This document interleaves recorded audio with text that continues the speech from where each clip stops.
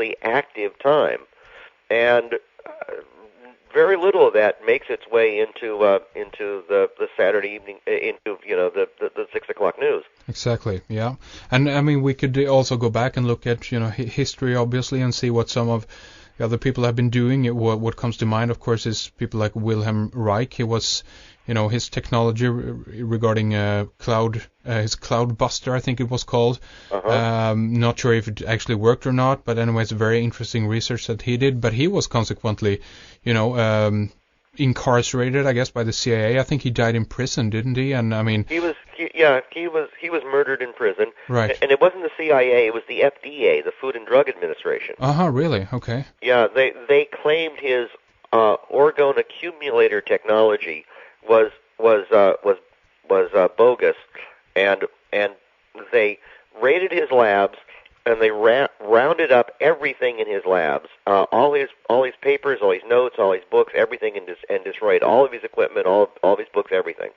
And who could be? I mean, there's no evidence that suggests that they are not using his research, or at least have been starting up some kind of project, initiating with the discoveries that he first made, and then picking up on that and developing it further. And today they might have, something similar. We don't know, Indeed, we do not know. There have been a number of people who have claimed to have followed in his footsteps. And some of his students did indeed follow in his footsteps, like James Trevor Constable. Right. Constable has been working outside of the U.S. for most of his life, because doing cloud busting in the U.S. is illegal. Okay, is it really? Well, that's interesting too. The meaning that well, it suggests that it's someone is doing it then. That so they have to prevent it by law. Yeah. Well, there we go. And, now and then, of course, we get the occasional, Congress hearing or something similar. A congressman is addressing this issue. There have been, as far as I can recall now, a few bills, or just, the question has been raised, at least in the United States, regarding, the fact that they want to try to prevent weather manipulation going on. And that's another kind of signpost, so to speak, that this is potentially ongoing, wouldn't you say? Well, one of the more interesting things that is going on right now is there have been a series of bills on this issue in the U.S. Congress, and it goes back to the National Weather Modification Policy Act of 1976, in which in the Vietnam War, the U.S. was using cloud seeding as a weapon. They attempted to extend the monsoon season over Southeast Asia by cloud seeding over the Ho Chi Minh Trail in hopes of turning the Viet Cong resupply route into a hopeless quagmire of mud. This came out in 1971. Congress began investigating it in 72. The then Secretary of Defense, Melvin Laird, was called into Congress, and he lied. He said, no, we're not doing this. That's science fiction nonsense. That's not us. Right. 2 years later, a private letter from Laird got leaked to the press in which he admitted, oh, yeah, it was real. It was called Project Popeye, and it's still ongoing as far as I know. Congress reconvened the investigation, but Laird had left his position as the head of the Department of Defense and was working as a private lawyer for Richard Nixon, who was fighting for his political life in the aftermath of the Watergate break-ins. Mm-hmm. The congressional investigation was headed by Senator Claiborne Pell, Democrat, Rhode Island. Pell managed to get the Pentagon to agree to testify, but the Pentagon had stipulated it had to be secret closed-door sessions. And in the secret closed-door sessions, they admitted, yep, Project Popeye was real. It had been ongoing for 8 years. They had expended 47,000 units of cloud seeding material for 4 countries, North and South Vietnam, Laos, and Cambodia, the latter two in violation of international law because they were neutral during the war, at an operational cost of about $21.6 million for the whole operation. This led to quite a stink. I mean, they could not keep this secret for very long. It got out. And Congress acted in a number of odd ways, and one of the things they did was the National Weather Modification Act of '76, which came out in the aftermath of this, in which they created a weather modification policy board, and the board's job, the board was tasked with rounding up everything that was going on in weather modification, all the technologies being developed, who was doing what, and present this in a paper to Congress. And that paper is available. They did publish a report. I used it extensively in my HARP book, HARP, the Ultimate Weapon of the Conspiracy, to reveal what was the state of the art in 1976. Mm-hmm. The board, after issuing its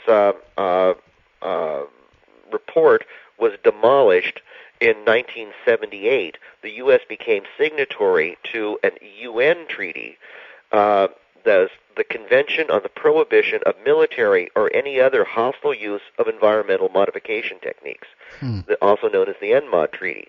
And when prior to the NMOD Treaty, the United States federal government was spending between $40 and $140 million a year on developing environmental modification technologies. Had over 700 degreed scientists working on it. After signing the treaty in '78, the federal budget went to zero, and all those jobs vanished. Well, did Uncle Sam say, "Whoa, can't do that anymore"? Right, no, right. no. Uncle Sam went to civilian contractors. It went off budget. It went off books. It continued, but it just continued under different names with different people. Right. Well, recently, in 2005, Senator Kay Bailey Hutchinson tried to revive the Weather Modification Policy Board. And the act was called the Weather Modification Research and Technology Transfer Authorization Act of 2005. Now that made it, that would have created a board that again would round up everything that was known, would know everybody who was doing anything in this technology, and would give the federal cachet of this is okay to do with these activities, and indeed was granted the right to issue funds to cut grants to promising research lines. A number of people objected to this on a number of reasons. One of the lines of objection was from artificial rainmaking first started in the 1880s. For 130 years now, Americans have been saying, wait a minute, the heavens are God's territory. You shouldn't be messing in God's territory. It's not right for man to make weather. It's only God should make weather.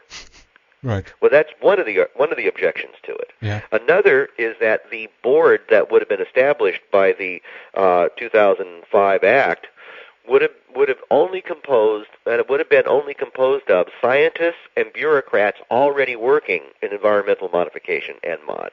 It would not have had any other voices on it. It would not have had representatives from farmers and ranchers, from industry.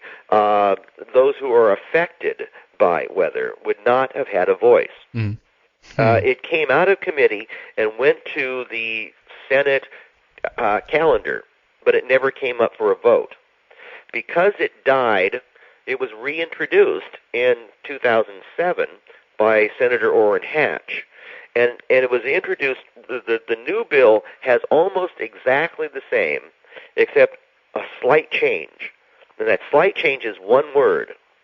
It went from the Weather Modification, Research, and Technology Transfer Act to the Weather Mitigation, Research, and Technology Transfer Act.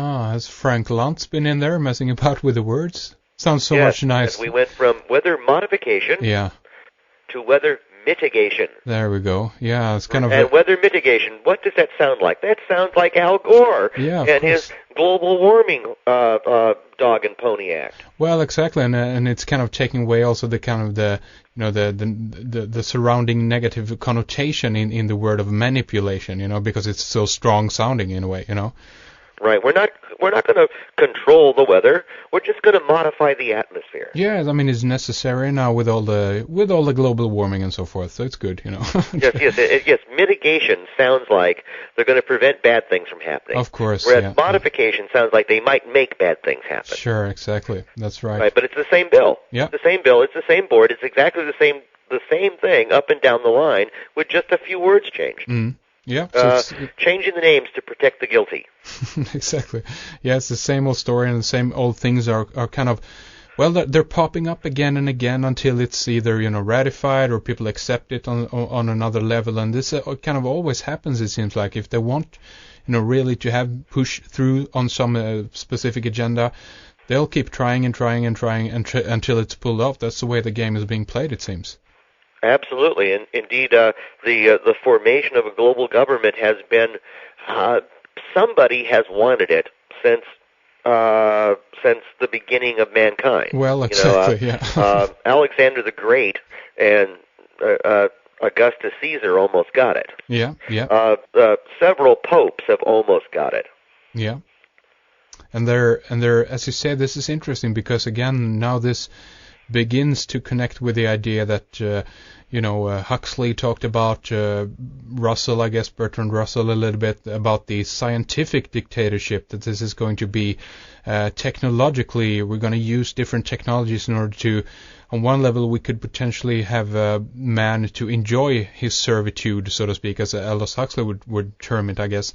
And also, on the other level, we have the manipulation of the human being through technology that will enable for them to have this kind of overarching control and government system, and no one in the system will longer object to it because there's no one there, so to speak, to object to that.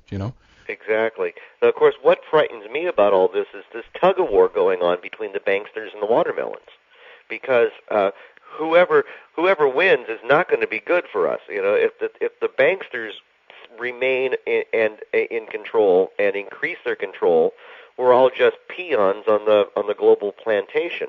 But if the watermelons win, they take the plantation away from us, and we're back to being hunter-gatherers in the woods. Well, what I think of this is that the banksters are actually using or sponsoring in some cases what you term the watermelon movement in order to advance the agenda. But I think that when the time comes, they're going to realize that they've been just as much duped, as the rest of us, as it were, those who hasn't opened their eyes, because they always use kind of a front group in order to advance this or make it popular or acceptable in society. But then, when push comes to shove, so to speak, that they're going to be off the map. That's my take on it, though. I agree with you completely. I believe that's exactly what's happening. We are the rich like to employ hired guns to work for them to accomplish things. Right, and the trouble is the hired guns get the idea that they could make the rich shut up and sit down and do what they want them to. Sure, of course. There have been several examples of this in recent history. And and I think also in a way that they meaning the banksters have realized then that they need in many cases to use the, how should I put it, the energy or the willpower, so to speak, of the people. In many cases, it's actually been manipulated that too by some frontman who's leading all of this, well-meaning people, but very duped, bunch of people basically. But they have good intentions. They're thinking that they're doing something great. Who wouldn't be, who would be against, protecting nature and preserving the earth and so forth. It's all very good. It sounds very good, but what you need to do is scrape the surface a little bit and see who's behind it, see where it might be going. That's how I see it. Oh, absolutely. That's exactly where I've been this lifetime. I started off as an idealistic youth. I was in favor of a global government.